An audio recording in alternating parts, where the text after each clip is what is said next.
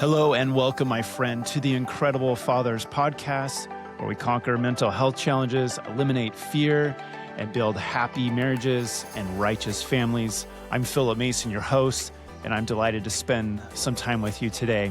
In episode number 10, we get to hear from Cuylar Scates, a great friend of mine. Cuylar Scates is a great father with a fantastic attitude about life and about raising children. And so I am excited to have this time with you and with Cuylar today. And Cuylar and I used to serve together in the same church congregation and work in the same youth program. And so I know from firsthand experience that Cuylar's just a fantastic father and leader and just has done amazing things in his life.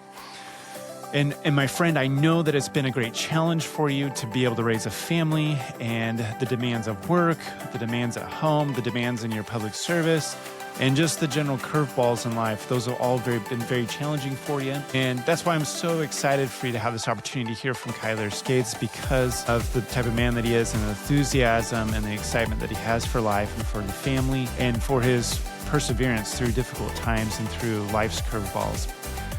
So without further ado, let's get on and let's talk with Cuylar. So here we go. All right, so here we are. I got Cuylar Scates here, a great father. I'm excited to have him on the Incredible Fathers show tonight. And I've got some great questions for Cuylar. So welcome to the show, Cuylar. Thank you very much. Glad to be here.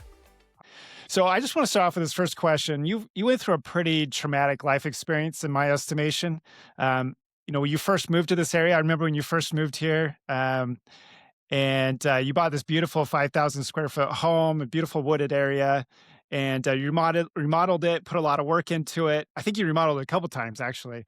And just gorgeous home. But then you had a home fire and the home burned down. And then later on, you tried rebuilding the home, and it was just a total headache trying to get it permitted and everything through the city. And eventually you decided to move on and build somewhere else. So my question for you is, as a father, when you go through a very difficult situation like that, how do you keep the morale up in your family? And how did you handle that really difficult situation with your family? So I will say, throughout life, you have experiences that I think mold you and shape you and teach you some things that you didn't know you needed to learn, or give you experiences that you didn't know why you were getting those experiences. Like, why is this happening to me? Everybody has that initial thought, like, why? And we were out on a service project, we were serving others, and the fire happened, and I may get emotional, so I apologize. But, as you're out doing that and you think, why me? Why did this happen to me?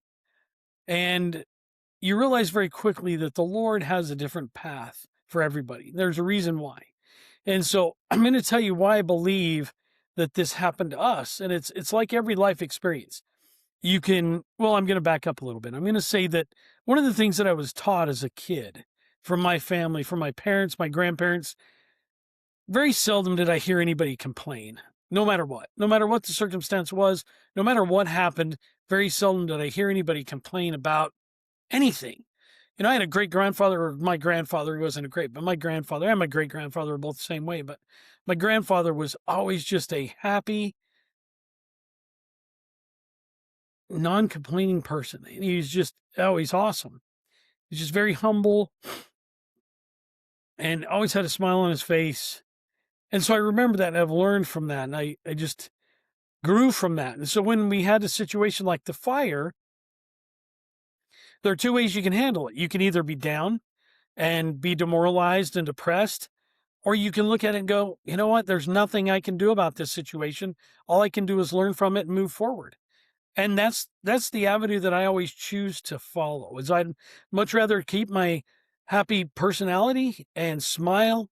I smiled that day. I laughed that day. I also cried that day. Yeah. But I just realized that for whatever reason, there was a purpose for that happening to me and my family. And as soon as we moved down to Prairie Grove, where we're at now, I think it was that December that we moved into Prairie Grove, a member of our ward had a house fire, and it burned their house literally to the ground. There was nothing left of it. And immediately, my wife and I both reached out to that family. It was an older couple, retired, no one home. We reached out to them and started working with them and explaining to them the situation and how we navigated the insurance And I sat down with the couple numerous times for hours, and we Wow. walked through the process. And you start to realize, and you go, okay, as hard as it was for us to deal with that, I was able to now benefit somebody else that had gone through the same situation. And yeah, it was hard. It was the worst thing I've ever dealt with in my life. Honestly, it was.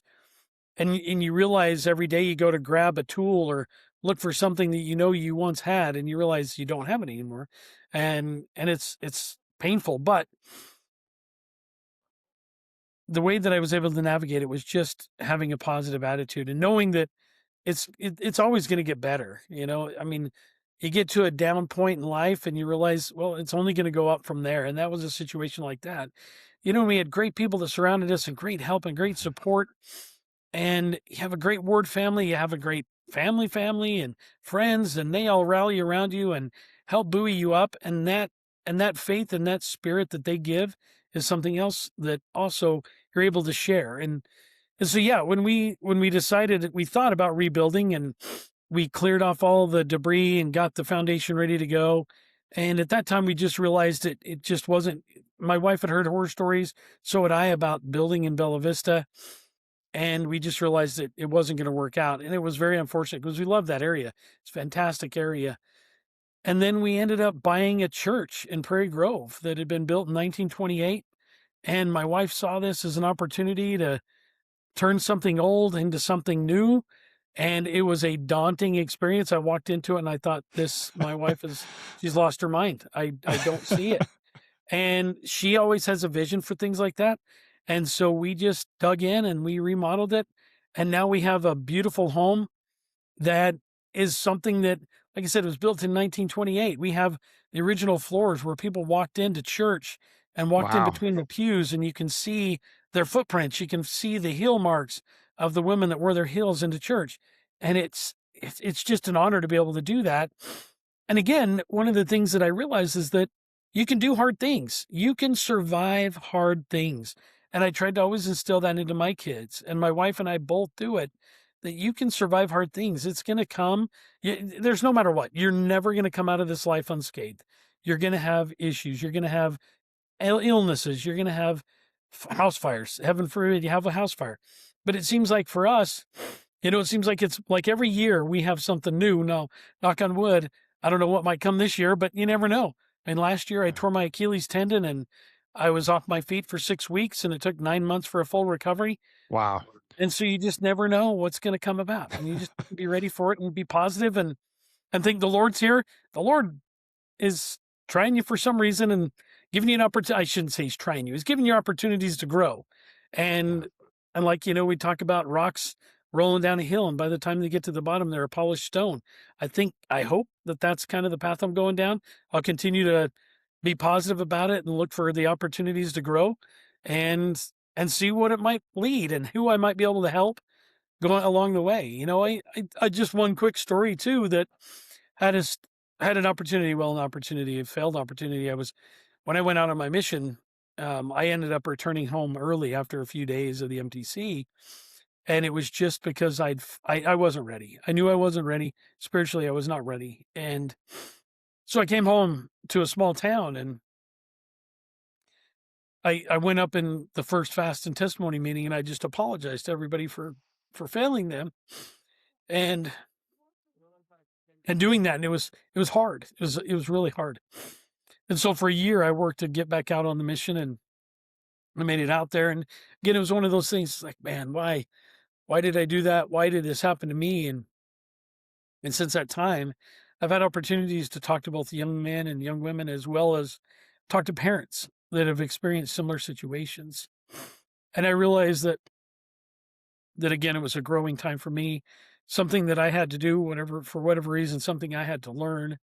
And if I can find a way to bless somebody else, or at least give somebody a shoulder to cry on or an ear to listen, I'll do that and try to work through it and support them, let them know, what I learned through some of my terrible experiences and terrible life choices, and just hope that I can benefit somebody for that. So, That's awesome. yeah. Thanks for sharing all that. Yeah, I have it's kind of indelibly etched in my mind now of going with my boys and going to help you do a little bit of cleanup work around your home after it burned down. And I just remember you were like busy working. You had all your construction stuff on, and you had a mini excavator there, and you were like you were like actually like happy and smiling. And I was like, how's this guy happy and smiling? I was like, it's got to be his faith in the gospel of Jesus Christ, and that he's got family and friends around him. Because, but I think most people would, you know, be totally devastated. But you were very resilient, so I always admire that. Uh, Thank you.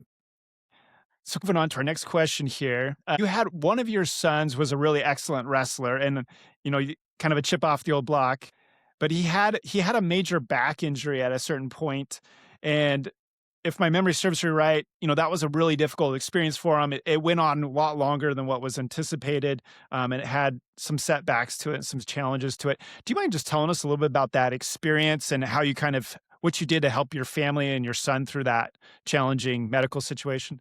Yeah, I'm gonna give you a couple of good, there's some pros and cons to that. So, how this all came about is that he was wrestling, and as he was wrestling, he wrestled the first year and it was fine. And then he started wrestling the second year when he really started developing his skills and ability. And he was doing really well. But when he'd get done, he'd be rubbing his back all the time. And so as a father, I grew up this way. My dad would always say, just walk it off, shake it off. You'll be okay. So I would just tell him, I'm like, son, you just need to stretch. Just stretch it out. That's what you need to do. Everything's going to be fine. Just stretch. And so, he's stretching and moving and rubbing his back. And I really didn't think it was anything serious. And that's where, as a father, sometimes you think you've learned a certain way from your dad. Like, I'll give you a quick experience with my dad. I had pneumonia when I was a kid, and my dad thought that the best thing for me to do was to go out and walk outside. And it was winter. And so I went out, walked outside, and the pneumonia got even worse. I ended up having to go to the hospital and sit in a tent for Oh like a no. week. And so that's kind of where I was raised, So with my son, I would say the same thing. I asked son, just walk it off. They get some pain, some ailment. It's like, you'll be fine. Just buck up.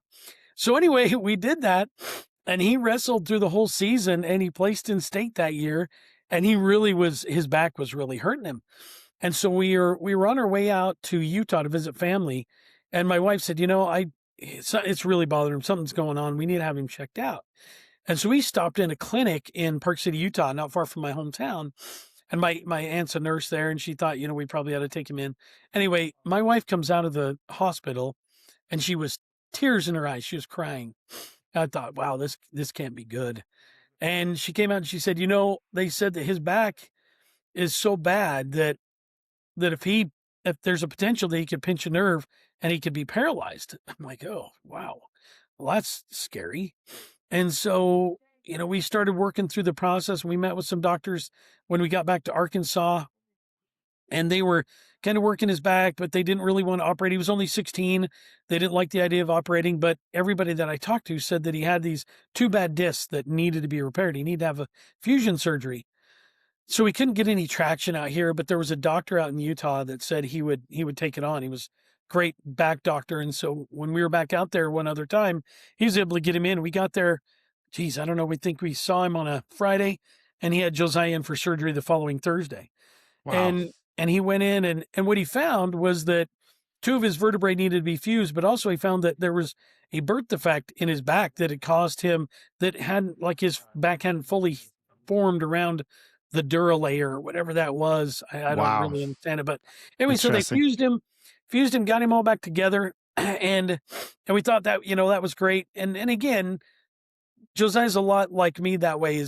You would never hear the kid complain. I mean, he just Yeah, he's pretty mild. powered Pretty through it. Oh yeah, mild. just powered through it, and just knew that it was something that had to happen, and he just powered through it. Well, through the recovery process, what happened is he started to get a bump on his back, and it was probably stood off of his back at about an inch, right where the incision was. And we were still out in Utah as he was recovering. We didn't want to drive him back until he could at least get in a vehicle. Pretty much he was laying on his back, sleeping, recovering, and we wanted to wait until he could actually travel in a vehicle. And so we were watching this, and it got worse and worse and worse. So I sent some pictures to my aunt, and she said, you need to get to the emergency room and see what that is. And what they found is his spinal fluid was leaking into his incision, Oh, wow. which is a very bad, it's giving him Mhm. headaches. Like when you have spinal fluid leakage, it gives you headaches beyond belief. I guess they're horrible headaches. So he started having these bad headaches. So we took him down to the hospital, and the doctor looked at him, got him patched up. Well, got him patched up the best he could. He said, we're going to have him sit inclined or declined, actually. He was declined at like 5 degrees. He had to sit on this decline in a bed for a full week and see if that would heal. And if it wouldn't heal, because it was basically a little puncture in his dura layer, if it didn't heal, they were going to have to go back in and pretty much redo the entire surgery they had just done. Wow. Oh, And gosh. so here you are with a Oh, 16-year-old with his life ahead of him. And that was one of the first times I'd ever seen him really cry. Like he was devastated. And as a father, it was rough. It was really rough. Try to keep a positive attitude and also give him the strength he needed to continue to heal. And, we took the opportunity to get him a blessing while he was there.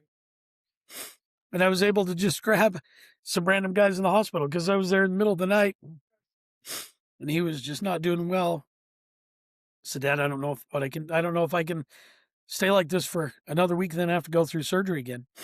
So, we gave him a blessing, and as you know, he served his mission. He's been great. I mean, now he'll have back pain probably the rest of his life, but I don't ever know it. He doesn't ever tell me. I can sometimes see it, but it was very hard as a father to just be there and see your child in pain. You never want to see your children in pain. You always want to be able to do what you can to help them. yeah. But there are cases like that you can't. There's nothing you can do but sit there beside their bed, give them support, give them love, give them a blessing, and just rely on the Lord that He's gonna heal them and give them that opportunity to continue to move forward. And that's what happened. Yeah. So yeah, it was tough. Wow. Yeah, thanks for sharing that experience. That's really tender experience, really powerful lessons. Um, you have another son. He served a mission for the Church of Jesus Christ of Latter-day Saints. This happened right before the COVID pandemic happened. And then while he was on his mission, kind of things blew up with the pandemic. And then he came back off that mission. That mission, he was really looking forward to it. If I remember right, when he came back off that mission, he seemed pretty just, like, what's the world coming to? Like, I'm disappointed that I'm home. I'd like to be out there on the mission. And that's kind of what I sensed from him as I was talking with him. But as a parent, you and your wife teaching your children, and how do you think that helped him be resilient during that very difficult time where he was, ambitious, wanted to get out there and do things. And then he's told that he has to go back home and all the world's shutting down. So it was a very odd time. I mean, as he started calling us toward the end when COVID was hitting and he was stuck inside his home, the mission home, and they couldn't go out and proselyte. They couldn't go out and really teach. It was tough. And it became, I think the unfortunate part about missionaries that had that experience during that time, they started becoming known as the COVID missionaries because they came home early. And it became kind of a negative where, they didn't want to come home early. It was just the church released them early because of the situation. And one of the things that my wife and I did is we just continued to help him understand that he fulfilled his church mission. That was what he was set out to do. He served his mission. He did his time. And for whatever reason, when COVID happened, he had to return home, but that didn't make him any lesser than, he wasn't less than a 24-month mission. He came home, I think it was 20 or 22 months. So he was shy a couple months from completing 100% of his mission, but it was difficult. And people, again, I don't think people intentionally did, but they talk about it like, oh, you were a COVID missionary. Well, you're still you're a missionary. You serve the Lord. You did what was asked of you. You went out and served the Lord, served the people of Denver, and you were successful. And it makes people a mission, no matter what, makes men and women better people. I mean, they learn how to serve. They learn how to give of themselves and think of others before they think of themselves. So it was just continuing to encourage him and help him understand that he did what he was supposed to do, and the Lord knew that, and the Lord loved him for what he did. And I think that the other thing though that I found was that there were others that fell into that same bucket. And he had, again, it goes back to those experiences. You run into the people that had similar experiences to you, and you have that camaraderie, you have that bond that you experienced that same kind of thing in the mission field. He experienced things that I never did. I mean, I didn't experience that. I don't know how I would have handled that. I don't know if I would have handled it as graciously as he did. But I think that comes from his mom. His mom is just very good at that and helped him understand that, and he learned from her how to handle situations like that. And I think that because of the way that we had taught them and the way that we had encouraged him to understand that the whole purpose of a mission is not just to go out for 24 months. It's to put your heart and soul into serving the Lord and serving others. If you do that successfully, then it doesn't matter how long you're out there. You served the Lord, and that's why you were there. And now all you hope is that when you come back, you continue that same service and serve others, whether it's your family or your community or whoever it is. You just hope that you're able to instill that in them and that they take that and they move forward with that. But it was a challenge, and I think, again, it was an experience that that may be a once in a lifetime experience for everybody. No one may ever experience something like that ever again in their lifetime. So, I mean, you can always say that. Yeah, it was a very unique situation for sure, Yeah, it right? was. Yes, it Pre was. Pretty unprecedented in a lot of ways. So, Yeah.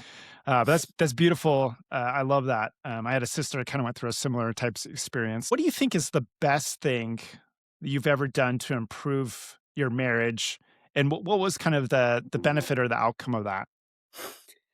So I would think one of the great examples I've had is my parents are happily married, been so for over 50 years.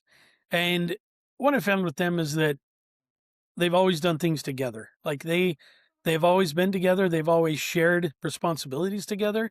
They communicate well, and my wife and I have adopted that. Now, early on, I'm a workaholic, unfortunately, and that's something I battle all the time. But what I found with my wife, that one of the biggest things that helped us is just being equals with one another and doing everything together. So if I come home and there's laundry there, I'll help do the laundry. If I need to go out and dig a trench, she'll come out and help me dig a trench.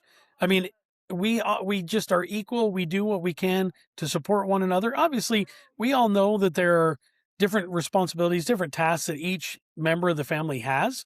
But the difference is that there's I think there's certain people that I've seen it in my life. There's certain people that don't trespass over into maybe what the wife does or what the husband does. It's like, "Oh no, that's my wife's responsibility. Oh, that's my husband's responsibility." Well, you can't do that. I mean, there may be a time in life where the husband isn't able to do any of their responsibilities. They have an illness or something. Well, the wife's going to have to be ready to step up, and vice versa. The husband's got to step up and support the wife. So, one of the things that I think we've done well is that we support one another and we're equals, we're partners. And by the true sense of that, I mean, my wife will make decisions, I'll make decisions, we come together and we make large decisions, we come together and we discuss it always. We've had sacrifices, we've had a lot of things that we've had to sacrifice and learn from. And again, with the fire, that I've watched couples fall apart when their houses burn and they have to rebuild. You've just seen it. Marriages just fall apart. And it was a struggle. Don't get me wrong. It was a struggle. I'm not saying we're perfect by any means, but just we loved one another, we supported one another, and we looked for ways that we could work together and do things together. And right now, I mean, pretty much whenever she and I go on a road trip or anything, we're together. We do pretty much everything together. And I think that's been one of the biggest things for us is that we support one another. We are equal partners, and we show that and we share that. And I hope that my kids have seen that same example. And again, I learned a lot from my parents, and I hope my kids will see the example and they'll do something similar. Because a lot of times, one of the other questions you have later, which I'll talk about that at that end, but I just think that's the biggest thing. I would say that treating her as an equal partner, she treated me as an equal partner, and that works well for us. Awesome. Thank you. That's really wise counsel. So you work in a really demanding field. You work in the construction industry, you work in the real estate field for one of the biggest companies on planet Earth. Um, what's your secret sauce for balancing work-life balance? I know you mentioned earlier you're kind of a workaholic, but what kind of things you do to make sure that you have that family time and it's both quantity and quality time? Like what do you do there? So one of the things is they always say, do what you love so you never work a day in your life. I love my job. And that might be why I am a workaholic, because I really do love it. But one of the things that I would say that we've always done is we've always eaten dinner together, always. Like my kids, even today, I've got kids at home. We are always together every night. We pray together at night and we eat dinner together. And during dinner, we talk about our day. We talk about the things that we've done and what we've learned and some of the experiences we've had. And I think that's been one of the biggest things for me is that just taking the time to do it. And then also the other thing that I think my kids have appreciated is that I'll take the time to listen. Again, I may be working all the time, but when I sit down with them, I will take the time to listen to them and get to know who they really are. And I'll share in those things that they love. I'll play video. I'm not a very good gamer, but if my kids want to play a video game, I'll play a video game. If they want to play a board game, I'll play a board game. If they want to make crafts, I'll make crafts. If they want to paint my fingernails and put makeup on my face, fine. I'll do whatever. I just want to be with them and be present. And so I think that's been one of the biggest things. I'm not above anything. I will literally do whatever my kids want me to do. As granted, I'm not going to kill myself. I mean, I do more dumb things probably than my kids do, but I've always just tried to be present and tried to share in what they love to do and be part of that. And the other thing is we always try to go on vacations together. Road trips are probably one of our favorite things we do as a family. And my kids all know it. Sometimes they get tired of it, but we'll drive to Utah two, 2 or 3 times a year and we do it in a car and we're all together. And what that does is that forces a lot of times it forces you to communicate. It forces you to be together. And now today's world, they have a lot of technology, a lot of things they can be looking at, but still it keeps us together confined in a car for 20 hours and we have to survive together. And I think that that has done wonders for my kids. I mean, they all have a great relationship amongst each other when they're together.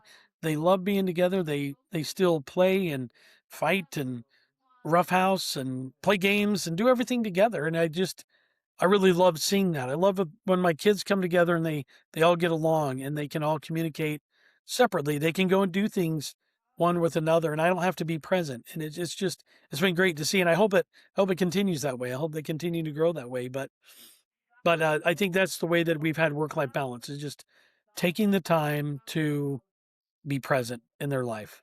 And dinner around the kitchen table is probably one of the biggest things that I've always loved. And it's a simple thing, but it's made a big difference. That's great.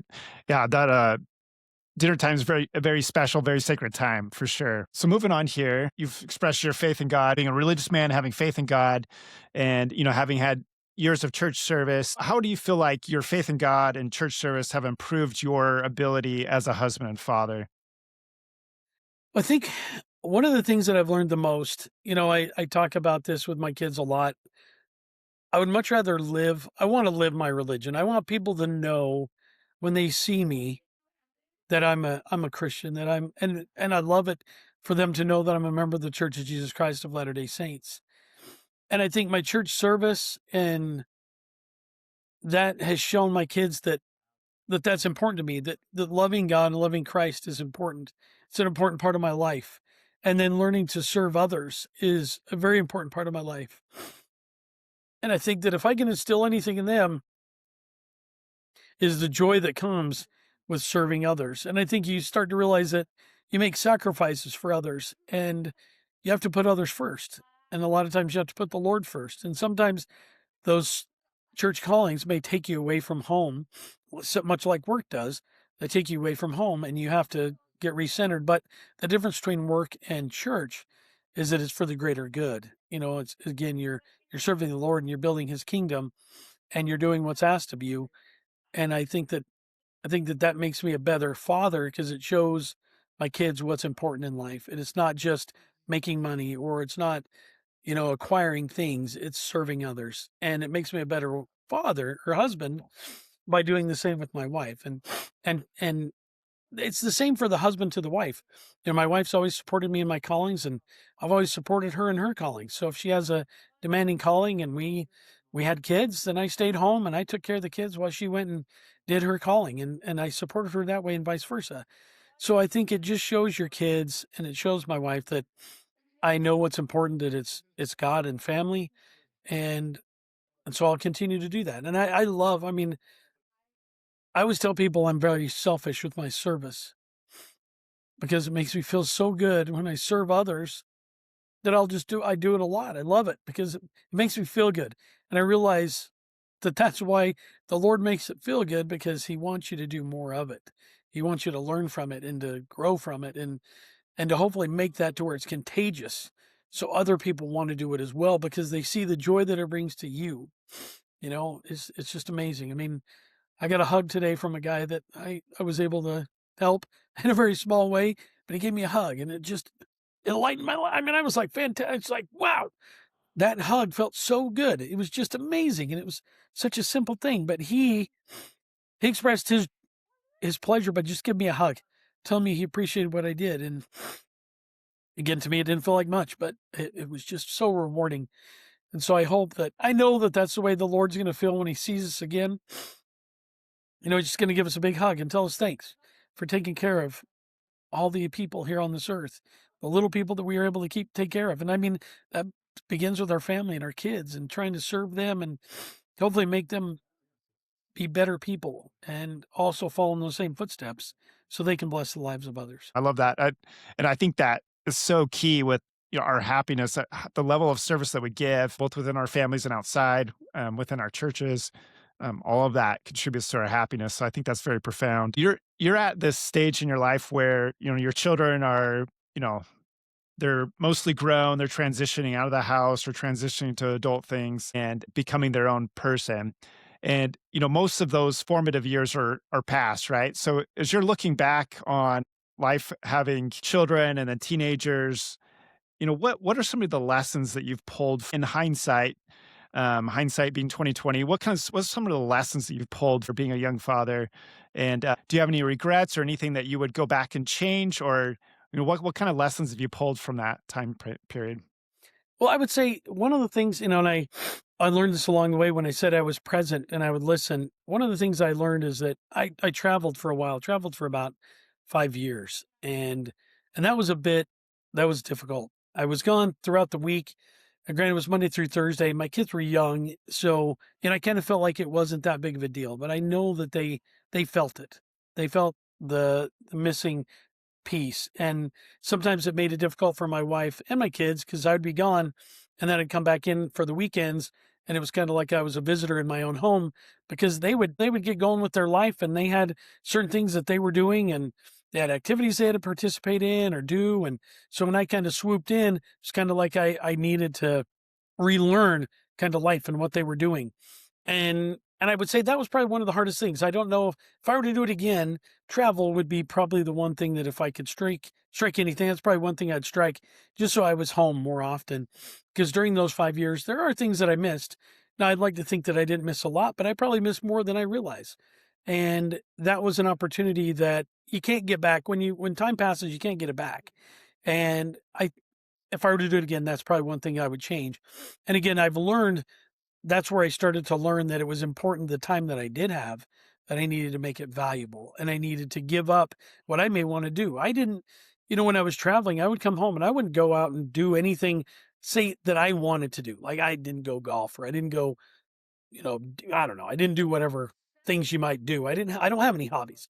My hobbies are really work and my family. And that's what I do. That's what I love to do. And so I just started to realize that those are the sacrifices. If I was making them sacrifice not having a dad, then I was going to have to sacrifice doing the things that I might want to do when I'm home. And those things then became my family. I needed to take the time to hang out with them, take the time to go to their activities and support them in whatever they were doing. And if that meant that I needed to change my travel plans, I changed my travel plans. If I had something on Tuesday when I normally would travel on Tuesday, I'd rearrange my schedule. And it was just things that I started to learn as we did have kids. And I would like to think I got better with it. I don't know, my kids might say different, but I'd like to think I got better. And now, as my kids have started to transition out, it's different now. Now I mean, it's hard, Philip. I will tell you, it's hard as your kids go out to college and they start to leave the house. You realize that you can't protect them anymore. Not that I ever could protect them, I guess. They're still on their own, had their own agency, but you realize that now what you've taught them in the home, you hope it's stuck.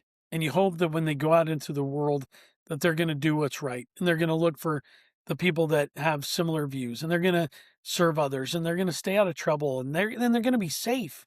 You just worry that they're going to be safe. And so now that I see them start leaving, I wish I could bring them back. I'm like, I wish you could just hang out longer because I love having you there. I love having that presence. And as they leave, it's heart-wrenching because you just don't, you get to a point in life where your life starts to change as your kids start to leave. You realize your life's not going to be the same ever again. Every day's different anyway, but you just realize that life is different. It's going to be different. You're going to have children are going to get married and they're going to establish their own families. And you look at that and you think, okay, if I were to tell them, I would tell them just to spend as much quality time together as you can. Take that opportunity to spend time. Listen. Listen mainly, just listen. Kids just want to talk. They want to express their concerns. They might want to talk about a book. They might want to talk incessantly about dinosaurs or bugs. And you just need to be there and just listen.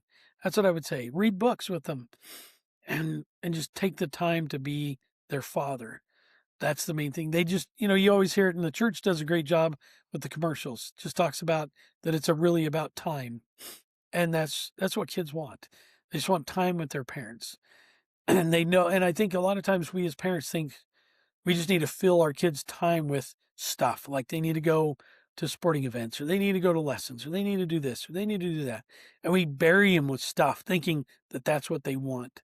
But in reality, they just want you. They just want you as their parent, as their father, to talk to them, go camping with them, go hiking with them, do whatever they want to do. They just want you to be there and be by their side and help support, guide them throughout life. Wow. Thank you for that insight. That was awesome. Um, what a precious experience it is to raise children and develop that love with them and then have that time where they leave the nest and then you realize, wow, this been real, Yeah. and it's gonna be hard to see him go. I'm Yeah. experiencing that right now, so, two of mine are out of the nest, one in Mexico and the other one in Montana, so I'm feeling that a little bit too. What advice would you have for new fathers just getting started? I know you've talked a little bit about work and travel and spending time with your kids, but what other advice would you have for new fathers? So if I had to say anything, the biggest thing, and again, it goes back to service, I think you have to realize that you're going to have to sacrifice. And most of the times, most of us, they were not born with money. We don't have endless supplies of cash. We're going to have to go out and work. We're going to have to do things. We're going to have to do things that we need to do to support the family. And it's something that you and your wife, as you get ready to go and you start this family together, those are the conversations you have. Whether you're gonna have your wife stay at home and raise the kids, or they're gonna go work and then you have to figure out how that balance is gonna happen. Those are the conversations you need to have. And I would encourage young fathers to make sure that they've talked about that with their spouse. How you want to make sure you've talked about one of the things that my wife and I always talked about is we talked about the number of kids we wanted. Even before we got married, we talked about the number of kids we wanted. We talked about how we were going to raise our kids. We had those conversations. We knew that going into it, that my wife was going to stay at home. And that was what we decided before we even got married. And when we got married, she worked a little bit as I was going to college. And then when we have our first child, we decided, okay, it's time to pull the trigger. We're going to rip the Band-Aid off. And I'll tell you what, it was a sacrifice. It's been a sacrifice pretty much our entire life. It has been a challenge. And It as we is, isn't know, it? the society doesn't make it any easier today to do that, to take that leap and to decide to either have, and some days, I mean, sometimes fathers are staying at home now, where it's a stay at home dad or a stay at home mom. But either way, you've got to know that you're going to have to sacrifice. You're going to have to sacrifice your time. You might have to sacrifice the car that you loved. I had a fantastic car when I got married. It was a classic. Loved it. But we sold it because we needed the money. We needed a down payment for a house. There are things like that where you're like, man, I love I drug a you probably know this, Philip, you saw it. I had a Suzuki Samurai that I've drug along That's right. my entire life, and my wife hated that stupid thing. But I did it because I wanted it eventually. I thought some point in time that sacrifice will pay off. I'll be able to restore my Suzuki Samurai to its once glory, and then it burned in the fire. So that's where the Lord's like, see, it wasn't that important. You didn't need that. And I dragged it along for like 15 years. So I think that's probably one of the biggest things I would tell new fathers is that just know that you're going to have to sacrifice, and it's okay because it's going to be rewarding. It's going to be worth every sacrifice you make. It's going to be worth it just to see your children, see them grow. Now I've got a grandchild, and that just brings so much joy into your life. I wish I had more. It's just, and they'll come. I'm not trying to rush that. They'll come. But I'm just saying that the sacrifice is worth it. Take the time, talk to your spouse, look at what you have to do to make it all work in life so that your family can have a good life and they can have love in their home. You don't want to have hardships. You don't want to create hardships. And sometimes you don't have those discussions early on. It can be very difficult on a family, very difficult on a spouse and a marriage. And not to say you're not going to, again, I'm not perfect. We've had sacrifices, we've had issues, we've had tough times, trying times, but going into it that it's going to be worth it. And so that would probably be my biggest thing aside from the other things I've said with time. The biggest thing is just knowing that you're going to have to sacrifice, and those sacrifices are going to pay off. They're going to pay dividends. They're going to be worth every moment that you sacrificed your golf game or your football game or your car or your truck, whatever it is you might have to sacrifice. Everybody has to sacrifice different things, but just know that it's going to be worth it. That's awesome. I love that. So one final question here. You're a grandfather now, and sometimes fathers, once their kids are all out of the nest and they've kind of hit that grandfather stage a little bit, they're kind of like, I did my due diligence. I'm good. I've been a father. I'm home free, right? Do you Yeah. view it that way, or No. do you still feel like I'm still a father? I'm still going to nurture my kids, and I'm still going to nurture my grandchildren, and so on and so forth. Yes, Like, you know what I do? I think you're right, Philip. I mean, I've seen it, you've seen it. There are a lot of fathers. I mean, I used to see it when I was younger, and I would see people that were my age. I'm 50, and I would see people.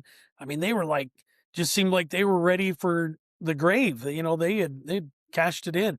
Like, nope, I've done my church callings. I've been a parent. I don't need to be a grandpa. Grandpa to them was just the kids come over and they sit on their lap for a little while and then they send them home. But I'm not that way. I definitely like, again, I go back to my parents. My dad he's continued to be my dad. If I need anything, he worries about me constantly. He's calling, checking in on me. He's making sure that I got enough money and I've got, everything I need to survive and my kids are good. And my mom's the same way. So I think I want to be like that. I don't want to be an absentee grandfather or an absentee father just because my kids are grown. I'm going to continue to be their dad. And sometimes they're going to like it. Sometimes they're going to hate it. They're like, that's Dad, right. I don't need your advice. Okay.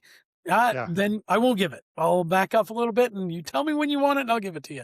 But like with my grandchild, I'm going to continue to be a grandparent as best I can. If she has a diaper that needs to be changed, I'm going to change her diaper. If she wants to go outside and play in the snow, I'm going to go outside and play in the snow.